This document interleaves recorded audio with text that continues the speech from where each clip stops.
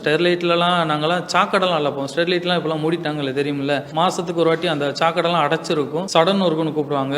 ஒரு ரூ. 100 150 சம்பளத்துக்கு போயிருக்கும். ஹார்பருக்குள்ளே வந்து தடி அளக்கிற வேலைக்கெல்லாம் போயிருக்குங்க. தடி அளக்கிறதுனா பெரிய பெரிய மரம் வெளிநாட்டிலேருந்து இங்கே இம்போர்ட் ஆகி வரும். அந்த மரத்தெல்லாம் ஏறி ஏறி ஓடி ஓடி போய் அளக்கணும். அந்த நீளத்தை அளக்கணும், அதுக்கப்புறம் ரவுண்டு அந்த வட்டத்தை அளக்கணும். அதுக்கெல்லாம் ரூ. 70 80 சம்பளத்துக்கு போயிருந்திருக்கேன். அதுக்கப்புறம் அந்த காப்பர் வர்றதுக்கெல்லாம் அந்த புனல் மாதிரி இருக்கும். அந்த புனலுக்குள்ளே இருந்து திறந்து விடும்போது உடம்பு ஃபுல்லாக கரியாகிருவோம். அவ்வளோ நம்மளால மூச்சு விட முடியாது.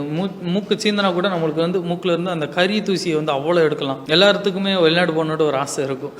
அதே ஆசை எனக்கு வந்துச்சு. சரி, வெளிநாடு போனால் எல்லாரும் நல்லா லட்சக்கணக்கில் சம்பாதிக்கலாம், நல்லா வாழ்க்கையில் முன்னேறலாம், அப்பா அம்மா கஷ்டப்படுறாங்கல்ல, அவங்க வாழ்க்கை தரத்தையும் மாற்றிடலாம் அப்படின்னு சொல்லிட்டு நான் எதிர்பார்த்து அப்போமே காலேஜ் முடிச்சு 2013 முடித்தேன். 2014 வந்து வெளிநாடு போகணும்னு சொல்லிட்டு ஃப்ளைட்டில் ஏற போயிட்டேன். ஒரு 80,000 கேட்டேன் இங்கேருந்து ஏஜென்ட்டை. 80,000 அப்போ வந்து 2014 பெரிய காசு. நாங்கள் வந்து இன்னொருத்தவங்கள்ட்ட கடன் வாங்குகிறோம், கடன் வாங்கி வெளிநாட்டு போகணும்னு சொல்லிட்டு வெளிநாட்டு ஏறுறேன். மலேசியா தாங்க. ஏறி போயிட்டேன். அங்கே போய் பார்த்தா நான் வந்து காலேஜ் முடிச்சனால அக்கௌண்ட்ஸ் ஒர்க்கு தான் கொடுத்தாங்க.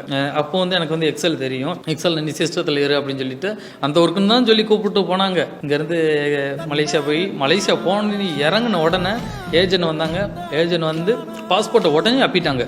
பாஸ்போர்ட்டா தா அப்படின்னு சொல்லிட்டு அந்த ஒரு இடம் இருக்கும், ஒரு ரூம், இதே மாதிரி தான் ஒரு ரூம் இருக்குன்னு வச்சுக்கோங்களேன். நான் மட்டும் இல்லை, ஒரு 100 பேர் இந்த இடத்துல அடைச்சி கிடக்காங்க. சுமார் ஒரு 2 மணி நேரம் 3 மணி நேரத்துக்கு மேலே சாப்பாடு கிடையாது, தண்ணி கிடையாது, எதுவுமே கிடையாது. அப்போவுமே எனக்கு அடி வயிறுலாம் கலங்கிட்டு போச்சடா, நம்மளை வந்து எங்கேயோ வந்து விட்டுட்டாங்க, மாட்டிட்டோம் அப்படின்னு நினச்சிட்டு சரின்னு சொல்லிட்டு அதுக்கப்புறம் ஒரு அண்ணன் வந்து கூப்பிட்டு ஒரு 4-5 பேர் பின்னாடி டிக்கி இருக்குல்ல, லக்கேஜ் போடுவோம்ல, அந்த இடத்துல தான் உட்காந்துருக்கோம். உட்காந்து நேராக காரில் போகிறோம். பின்னாண்டு சொல்லிட்டு ஒரு இடம் இருக்கும். அந்த இடத்துல போய் இறங்கினோன்னா நல்லா இருந்துச்சு. போய் ரூம் ஹோட்டலில் தான் கொடுத்தாங்க, ரூம் தங்கணும், தங்குறது. நான் அதுக்கப்புறம் ஆஃபீஸுக்கு போகிறது அப்படி தான் இருந்துச்சு. கொஞ்ச நாள் நல்லா தான் இருந்துச்சு. ஒரு மாதம் போனால் சம்பளம் கேட்டேன். என்ன சம்பளம்லாம் இந்த மாதம்லாம் உங்களுக்கு கிடையாதுப்பா, ஏன்னா நீங்கள் பெர்மிட்டுக்கு வந்து காசு கொடுக்கணும் அப்படின்ட்டாங்க. என்னென்ன சொல்கிறீங்க?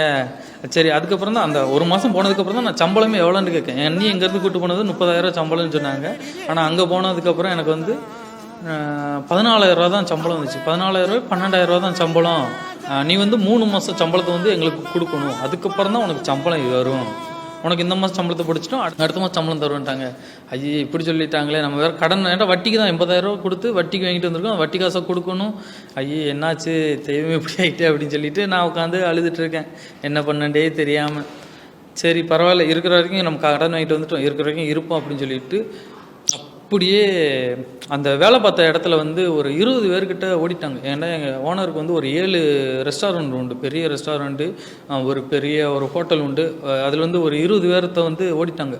அங்கே என்ன பண்ணுவாங்கடா, ரொம்ப சித்திரவதை பண்ணுவாங்க. நான் என் கண்ணு முன்னாலேயே நான் பார்த்துருக்கேன். அதனால தான் சொல்கிறேன், ரொம்ப பயங்கரமாக இருக்குது. வெளிநாடு போகணுன்னு ஆசைப்பட்றவங்க, நான் அதுக்கப்புறம் அந்த அவங்கள அடிக்கிறது மிதிக்கிறது இதெல்லாம் பார்த்ததுக்கப்புறம் வெளிநாடுன்னு வேலைக்குன்னு மட்டும் போயிடக்கூடாது அப்படின்னு சொல்லிட்டு நான் முடிவு பண்ணிட்டேன். 1.5 மாதம் கழித்து அந்த ஒரு ஓனர் பண்ண சித்திரவதையில் எல்லோரும் ஓடிட்டாங்களா, அதுக்கப்புறம் தான் என்னை தூக்கி ஸ்டோர் ரூமில் போடுறாங்க. மேலே ஆஃபீஸு, கீழே ஸ்டோர் ரூம்டா குடோனு, இதே மாதிரி பெரிய குடோன்னு வச்சுக்கோங்களேன். அதில் வந்து கோழிலாம் டன் கணக்கில் கிடக்கும். கோழி வந்து உரிச்சு தான் இருக்கும். கோழி, மீன், அதுக்கப்புறம் மாட்டுக்கறி, எல்லா கறியுமே கிடக்கும். அதை வந்து காலையில் வந்து ஆஃபீஸ் ஒர்க்கு பார்க்கணும், மதியத்துக்கு மேலே வந்து நீ இந்த வேலை பார்க்கணும்.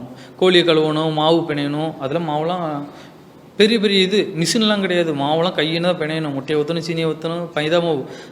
ஆளுக்கு 25 கிலோ பையை கொடுத்துருவாங்க. நாங்கள் ஒரு 4-5 பேர் தான் இருப்போம் அந்த இடத்துல.